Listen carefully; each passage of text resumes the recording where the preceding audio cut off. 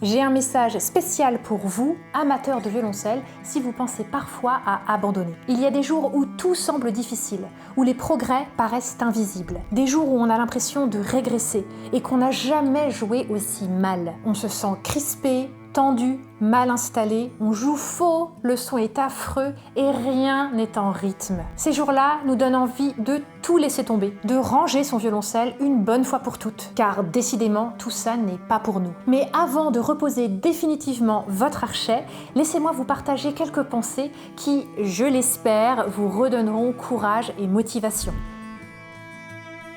Mon propre parcours musical a été semé d'embûches et d'échecs, notamment à l'entrée des conservatoires français où je me suis vue refuser l'accès, non pas une, non pas deux, mais bien 6 fois. Personnellement, j'ai longtemps vécu ces événements comme des échecs, preuve que je n'étais pas une assez bonne violoncelliste, que je n'aurais jamais un assez bon niveau, et même que je ne méritais pas de jouer du violoncelle.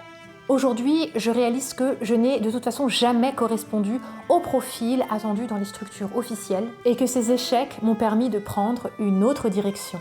Je suis partie aux États-Unis, j'y ai rencontré un professeur qui m'a réappris à aimer le violoncelle et j'y ai développé un état d'esprit positif et bienveillant qui me permet aujourd'hui d'accompagner mes propres élèves à se faire plaisir en jouant du violoncelle. Mais maintenant, le violoncelle, comme tout art, demande de la patience et de la persévérance. Je le sais, vous le savez, mais une fois devant son pupitre, il nous est très difficile de l'accepter au quotidien. On a souvent l'impression de stagner, voire de régresser, ce qui est très décourageant et peut même nous empêcher de prendre du plaisir en jouant. Et dans le pire des cas, cet acharnement finira par nous causer des douleurs et des crispations.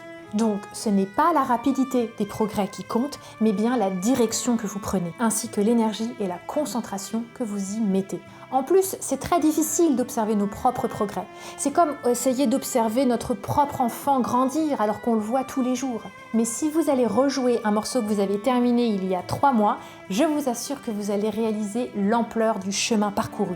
Alors, pour ne pas perdre sa motivation, fixez-vous des objectifs réalisables à court terme. Par exemple, un planning de travail précis avec des tranches de 5 minutes où vous notez tout ce que vous devez faire. Corde à vide, gamme en ronde, exercice 1, 2, 3, mesure 1 à 8 de tel morceau, etc., etc. En instaurant des plannings de travail variés et précis, vous rendrez vos séances de travail plus efficaces, vous serez plus concentré et vous verrez vos progrès. Enfin, je vous conseille de vous entourer de personnes qui partagent votre passion.